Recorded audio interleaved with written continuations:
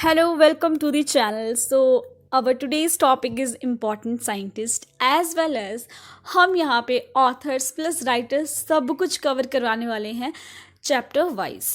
तो ये वीडियो जो है बेनिफिशियल है नीट एस्पिरेंट्स के लिए भी एज वेल एज बोर्ड्स के लिए भी, तो इसको स्किप बिल्कुल ना करें और ये जो इन्फॉर्मेशन है इसको अपनी एनसीईआरटी में लिख लें ताकि जब आपका एग्जाम हो तो आपको कोई प्रॉब्लम ना हो इसके regarding. Okay, so let's start. सबसे पहला हमारा चैप्टर है लिविंग वर्ल्ड, तो हम लिविंग वर्ल्ड स्टार्ट करते हैं। ओके,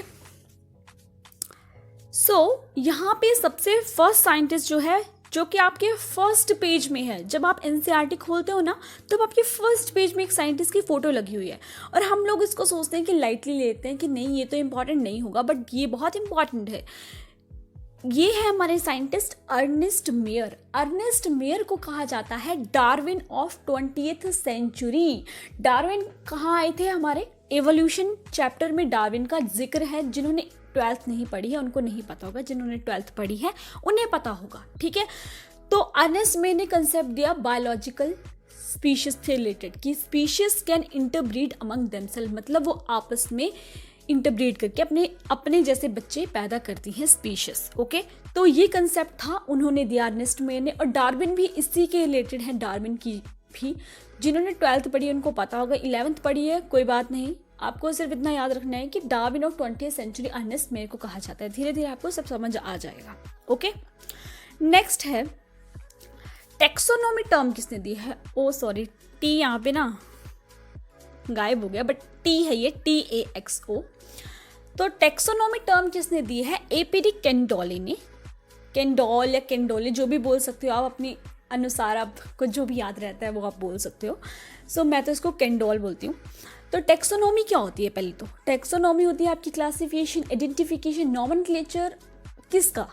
ऑर्गेनिज्म का, उसको हम टेक्सोनोमी बोलते हैं। ओके, तो ये टर्म किसने दी थी? APD कैंडोल ने। ओके, अब हमारा थर्ड वन है बाइनोमियल नोमेनक्लेचर। बाइनोमियल नोमेनक्लेचर दो वर्ड से मिलके बना हुआ है, जेनेरिक और स्पेसिफिक, या फिर स्पेसिफिक एपिथेट भी बोलते हैं, समथिंग ऐसा कुछ बोलते हैं। सो आपको याद रखना है कि जेनेरिक नाम मतलब जीनस और स्पीशीज से बना गया। अगर हम ऐसे नॉर्मल भाषा में बोलें तो जैसे एक जीनस है और एक स्पीशीज है। फॉर एग्जाम्पल हम ले सकते हैं मैंगो की। मैंगो में क्या होता है? Mangifera indica. तो मैग्नीफेरा क्या है आपका? मेनगीफेरा क्या है? सॉरी, मेनगीफेरा क्या है आपका? आपका है जीनस, और आपका इंडिका क्या है? स्पीशीज। तो वो है आपका बाइनोमियल नोमेनक्लेचर। बाय मतलब दो, तो मतलब दो नामों से जो भी बना है। ठीक है, सो ये किसने दिया था? कैरोलस लिलानियस ने। यहाँ पे ना CA है, O नहीं है, CA है, कैरोलस लिलानियस। ओके, अब थर्ड वन है आपका जेनरम प्लेंटेरम बुक। तो मैंने जैसे कहा कि यहाँ पे हम बुक भी कवर करने वाले हैं, तो वो भी इसके साथ ही आ जाएगा क्योंकि साइंटिस्ट तो बहुत कम हो जाते हैं ना फिर। तो जेनरम प्लेंटेरम बुक किसने दी थी? बेंथर एंड हुकर ने। बेंथर एंड हुकर इधर।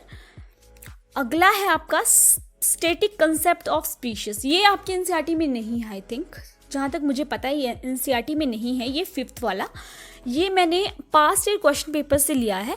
सो ये भी लिलानियस ने दिया था, static concept of species. Okay, 6th one है, ये आपका एनसीईआरटी में है। हाँ, flora of British India. British India ये बुक है एक, और इसको किसने लिखा था?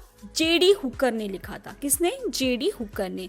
अब आपका है 7th, ये भी मैंने पास्ट ईयर क्वेश्चन पेपर से लिया है, लेकिन अब ये ना बोर्ड वाले बच्चे ये ना सोचे कि हम ये नहीं पढ़ेंगे, ये भी आपको पढ़ना पड़ेगा क्योंकि आपने भी तो कभी ना कभी नीट देना है ना।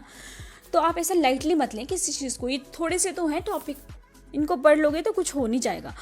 सो let's start. 7th, taxonomy without phylogeny is similar to bones without flash.